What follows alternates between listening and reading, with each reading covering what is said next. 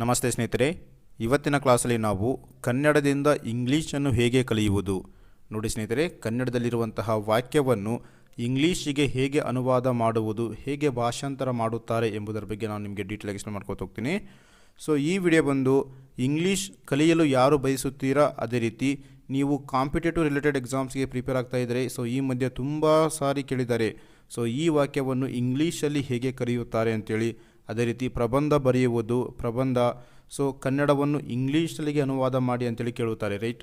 So ಈ video ಬಂದು ಎರಡು ವರ್ಗಗಳಿಗೆ ಯೂಸ್ ಆಗುತ್ತೆ. ಇಂಗ್ಲೀಷ್ ಮಾತನಾಡಲು ಯಾರು ಕಲಿಯುತ್ತಿದ್ದೀರಲ್ಲ ಸೊ ಅವರಿಗೆ, ಅದೇ ರೀತಿ ಕಾಂಪಿಟೇಟಿವ್ ಎಕ್ಸಾಮ್ಸ್ಗೆ ತುಂಬ ಯೂಸ್ಫುಲ್ ಆಗುತ್ತೆ, ರೈಟ್. ಸೊ ಹಾಗಾದರೆ ನೋಡಿ ಸ್ನೇಹಿತರೆ, ಸೊ ನಾವು ಪ್ರತಿದಿನ 24 ವಾಕ್ಯಗಳನ್ನು ಕಲಿಯುಕೊಂಡು ಹೋಗೋಣ. ಸೊ ಅದೇ ರೀತಿ ಇಲ್ಲಿ ನೋಡಿ, ನಾನು ಇಲ್ಲಿ ಕೆಲವೊಂದಿಷ್ಟು ವಾಕ್ಯಗಳನ್ನು ಕೊಟ್ಟಿದ್ದೀನಿ. ಸೊ ಇಲ್ಲಿ ಸುಮಾರು 24 ವಾಕ್ಯಗಳಿದೆ. ಸೊ ಈ ವಾಕ್ಯಗಳನ್ನು ಇಂಗ್ಲೀಷಲ್ಲಿ ಹೇಗೆ ಕರೆಯುತ್ತಾರೆ ಸೊ ಎಂಬುದನ್ನು ನಾನು ನಿಮಗೆ ಡೀಟೇಲಾಗಿ ಎಕ್ಸ್ಪ್ಲೇನ್ ಮಾಡಿಕೊಡ್ತೀನಿ. ಸೊ ಮೊದಲಿಗೆ ಈ ಒಂದು ವಿಡಿಯೋನ ಪಾಸ್ ಮಾಡಿ, ಅದೇ ರೀತಿ ಇವುಗಳನ್ನು ನಾವು ಏನಂತೇಳಿ ಕರೆಯುತ್ತೀವಿ ಅಂತೇಳಿ ನೀವು ಕಾಮೆಂಟ್ ಮೂಲಕ ತಿಳಿಸಿ, ರೈಟ್. ಸುಮಾರು ಇಷ್ಟು ವಾಕ್ಯಗಳನ್ನು ಕೊಟ್ಟಿದ್ದೀನಿ, ಸೊ ರೈಟ್. ಸೊ ಇದನ್ನು ಸ್ಕ್ರೀನ್ಶಾಟ್ ಮಾಡ್ಕೊಂಡು ಇದನ್ನು ನಾವು ಇಂಗ್ಲೀಷಿಗೆ ಹೇಗೆ ಅನುವಾದ ಮಾಡಬೇಕು ಸೊ ಇದನ್ನು ನಾವು ಡೀಟೇಲಾಗಿ ಎಕ್ಸ್ಪ್ಲೇನ್ ಮಾಡ್ಕೊತ ಹೋಗೋಣ, ಓಕೆ. ಸೊ ಹಾಗಾದರೆ ಲೆಟ್ ಸ್ಟಾರ್ಟ್ ಮಾಡ್ತಾ ಇದ್ದೀನಿ. ಸಮಾಚಾರ ಅಂತೇಳಿ ಕೊಟ್ಟಿದ್ದೇನೆ ಕನ್ನಡದಲ್ಲಿ. ಸೊ ಅದೇ ರೀತಿ ಮೇಲಕ್ಕೆ ಎದ್ದೇಳು ಅಂತೇಳಿ ಕೊಟ್ಟಿದ್ದೀನಿ. ಸೊ ಕೆಳಗೆ ಮಲಗು ಆ್ಯಂಡ್ ಕೊನೆಯದಾಗಿ ಕೆಳಗೆ ಇಳಿ ಅಂತೇಳಿ 4 ವಾಕ್ಯಗಳನ್ನು ಕೊಟ್ಟಿದ್ದೀನಿ.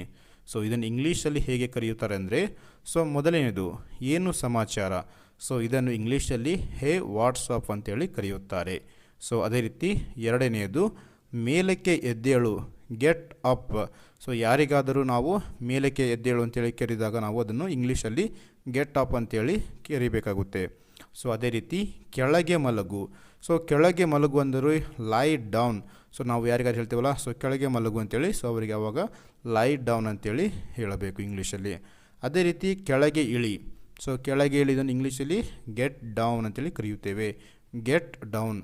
ಸೊ ಏನು ಸಮಾಚಾರ, ಹೇ ವಾಟ್ಸಪ್, ಮೇಲಕ್ಕೆ ಎದ್ದೇಳು, ಗೆಟ್ ಅಪ್, ಕೆಳಗೆ ಮಲಗು, ಲೈ ಡೌನ್, ಕೆಳಗೆ ಇಳಿ, ಗೆಟ್ ಡೌನ್ ಅಂತೇಳಿ ಕರೆಯುತ್ತೇವೆ. ಸೊ ಅದೇ ರೀತಿ ನೆಕ್ಸ್ಟ್ ವಾಕ್ಯವನ್ನು ನೋಡೋಣ. ಸೊ ಹಿಂದಕ್ಕೆ ಸರಿ, ವಾಪಸ್ ತಗೊಂಡು ಬಾ, ಅದೇ ರೀತಿ ಬೈಕು ಹತ್ತು, ಬೈಕು ಇಳಿ ಅಂತೇಳಿ ಮತ್ತೆ 4 ಸೆಂಟೆನ್ಸನ್ನು ಕೊಟ್ಟಿದ್ದೀನಿ. ಸೊ ವಿಡಿಯೋ ಪಾಸ್ ಮಾಡಿ ಕಾಮೆಂಟ್ ಮೂಲಕ ತಿಳಿಸಿ ಇದನ್ನು ಇಂಗ್ಲೀಷಲ್ಲಿ ಹೇಗೆ ಕರೆಯುತ್ತೀವಿ, ರೈಟ್. ಸೊ ಲೆಟ್ ಸ್ಟಾರ್ಟ್ ಮಾಡೋಣ. ಸೊ ಹಿಂದಕ್ಕೆ ಸರಿ, ಸೊ ಇದನ್ನು ಇಂಗ್ಲೀಷಲ್ಲಿ ಬ್ಯಾಕ್ ಅವೇ ಅಂತೇಳಿ ಕರೆಯುತ್ತೇವೆ, ಬ್ಯಾಕ್ ಅವೇ ಅಂತೇಳಿ ಕರೆಯುತ್ತೇವೆ. ಸೊ ಅದೇ ರೀತಿ ವಾಪಸ್ ತಗೊಂಡು ಬಾ. ಸೊ ಇದನ್ನು ಇಂಗ್ಲೀಷಲ್ಲಿ get it back. So get it back ಅಂದರೆ ವಾಪಸ್ ತಗೊಂಡು ಬಾ ಅಂತೇಳಿ ಇದರ ಒಂದು ಮೀನಿಂಗ್ ಆಗುತ್ತೆ.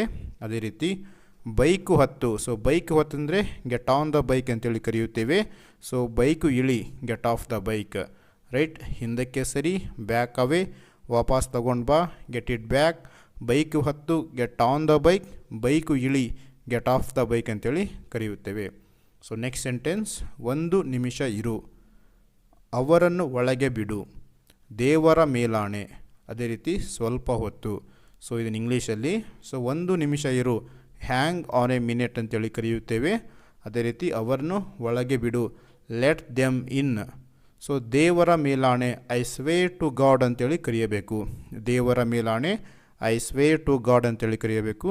ಅದೇ ರೀತಿ ಸ್ವಲ್ಪ ಹೊತ್ತು, ಫಾರ್ ಎ ವೈಲ್ ಅಂತೇಳಿ ಕರೆಯುತ್ತೇವೆ.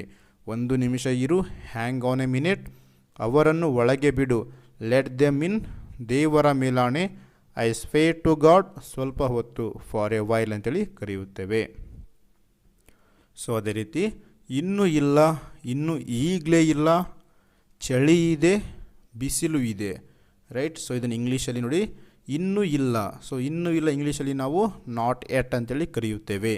ಇನ್ನೂ ಈಗಲೇ ಇಲ್ಲ, not just yet, not just yet. ಚಳಿ ಇದೆ, ಇಟ್ಸ್ ಚಿಲ್ಲಿ ಅಂತೇಳಿ ಕರೆಯಬೇಕು. ಅದೇ ರೀತಿ ಬಿಸಿಲು ಇದೆ, ಇಟ್ಸ್ ಸನ್ನಿ ಅಂತೇಳಿ ಕರೆಯಬೇಕಾಗುತ್ತೆ. ಸೊ ಅದೇ ರೀತಿ ನೆಕ್ಸ್ಟ್ ಸೆಂಟೆನ್ಸ್, ತಂಪು ಇದೆ, ಗಾಳಿ ಇದೆ, ಮಂಜು ಇದೆ, ಅದೇ ರೀತಿ ಮೋಡವಾಗಿದೆ, ರೈಟ್. ಸೊ ಇಂಗ್ಲೀಷಲ್ಲಿ ನೋಡಿ ಸ್ನೇಹಿತರೆ, ಹಾಗಾದರೆ ಸೊ ತಂಪು ಇದೆ, ಸೊ ಇದನ್ನು ನಾವು ಇಟ್ಸ್ ಕೋಲ್ಡ್ ಅಂತೇಳಿ ಕರೆಯಬೇಕು. ಚಳಿ ಇದ್ದಾಗ ಇಟ್ಸ್ ಚಿಲ್ಲಿ, ತಂಪು ಇಟ್ಸ್ ಕೋಲ್ಡ್ ಅಂತೇಳಿ ನಾವು ಕರೆಯುತ್ತೇವೆ. ಅದೇ ರೀತಿ ಗಾಳಿ ಇದೆ, ಸೊ ಇದನ್ನು ನಾವು ಇಂಗ್ಲೀಷಲ್ಲಿ ಇಟ್ಸ್ ವೈಂಡಿ ಅಂತೇಳಿ ಕರೆಯುತ್ತೇವೆ. ಅದೇ ರೀತಿ ಮಂಜು ಇಟ್ಸ್ ಫಾಗೆ, ಮಂಜು ಇದೆ, ಇಟ್ಸ್ ಫಾಗೆ ಅಂತೇಳಿ ಕರೆಯುತ್ತೇವೆ. ಅದೇ ರೀತಿ ಮೋಡವಾಗಿದೆ. ಸೊ ಮೋಡವಾಗಿದೆ ಅಂತೇಳಿ ನಾವು ಈ ಕನ್ನಡವನ್ನು ಇಂಗ್ಲೀಷಲ್ಲಿ ಇಟ್ಸ್ ಕ್ಲೌಡಿ ಅಂತೇಳಿ ಕರೆಯುತ್ತೇವೆ. It's cold, it's windy, it's foggy, it's cloudy. ತಂಪು ಇದೆ, ಗಾಳಿ ಇದೆ, ಮಂಜು ಇದೆ, ಮೋಡವಾಗಿದೆ ಅಂತೇಳಿ, ರೈಟ್. ಸೊ ಅದೇ ರೀತಿ ಮಳೆ ಆಗುತ್ತಿದೆ. ಸೊ ಪ್ರೆಸೆಂಟಲ್ಲಿ ನೋಡಿ, ಇವಾಗ ಮಳೆಯ ಒಂದು ಡೈಲಿ ನಾವು ಮಳೆ ಆಗ್ತಿರುತ್ತೆ, ಅದು ಇಂಗ್ಲೀಷಲ್ಲಿ ಹೇಗೆ ಕರೆಯುತ್ತೇವೆ ಅಂತೇಳಿ ನೋಡೋಣ. ಮಳೆ ಹನಿಯುತ್ತಿದೆ ಆ್ಯಂಡ್ ಧಾರಾಕಾರವಾಗಿ ಮಳೆ ಬರುತ್ತಿದೆ, ರೈಟ್. ನೋಡಿ ಡಿಫ್ರೆಂಟ್ ಇದೆ. ಮಳೆ ಆಗುತ್ತಿದೆ, ಮಳೆ ಹನಿಯುತ್ತಿದೆ, ಧಾರಾಕಾರ ಮಳೆ ಆಗುತ್ತಿದೆ ಅಥವಾ ಬರುತ್ತಿದೆ, ರೈಟ್. ಸೊ ಮೊದಲಿಗೆ ಮಳೆ ಆಗುತ್ತಿದೆ, ಇಟ್ಸ್ ರೈನಿ ಅಂತೇಳಿ ಕರೆಯುತ್ತೇವೆ. ಕೆಸರು ಇದೆ, ಇಟ್ಸ್ ಮಡ್ಡಿ. ಮಳೆ ಹನಿಯುತ್ತಿದೆ, ಇಟ್ಸ್ ಡ್ರೈಸ್ಲಿಂಗ್ ಅಂತೇಳಿ ಕರೆಯುತ್ತೇವೆ. ಆ್ಯಂಡ್ ಕೊನೆಯದಾಗಿ ಧಾರಾಕಾರ ಮಳೆ ಬರುತ್ತಿದೆ, ಇಟ್ಸ್ ಪೋರಿಂಗ್ ಅಂತೇಳಿ ಕರೆಯುತ್ತೇವೆ. ಸೊ ಮೊದಲಿಗೆ ಈ ರೀತಿ ಒಂದು ಸಣ್ಣ ಪುಟ್ಟ ವಾಕ್ಯಗಳನ್ನು ನಾವು ಕನ್ನಡದಿಂದ ಇಂಗ್ಲೀಷಿಗೆ ಹೇಗೆ ಅನುವಾದ ಮಾಡುವುದಂತೇಳಿ ನಾವು ಕಲ್ತ್ಕೊಂಡು ಹೋಗಬೇಕು. ಸೊ ಅದೇ ರೀತಿ ವೊಕ್ಯಾಬುಲರಿ ಕೂಡ ತುಂಬ ಯೂಸ್ಫುಲ್ ಆಗುತ್ತೆ ನಮಗೆ. Vocabulary very important. So next ವಿಡಿಯೋದಲ್ಲಿ ಇನ್ನೂ ಒಂದು 24 ಸೆಂಟೆನ್ಸನ್ನು ನಾವು ಡಿಸ್ಕಷನ್ ಮಾಡ್ಕೊತ ಹೋಗೋಣ. ಸೊ ಅದೇ ರೀತಿ ನೆಕ್ಸ್ಟ್ ವಿಡಿಯೋದಲ್ಲಿ ನಾವು ಈ KS, PSI related and UPSC related ಇರುವಂತಹ ಕ್ವಶನ್ ಪೇಪರಲ್ಲಿ ಬಂದಿರುವಂತಹ ವಾಕ್ಯಗಳನ್ನು ನಾವು ಇಂಗ್ಲೀಷಲ್ಲಿ ಅನುವಾದ ಮಾಡೋಣ, right. So please like, share and subscribe. Thank you guys.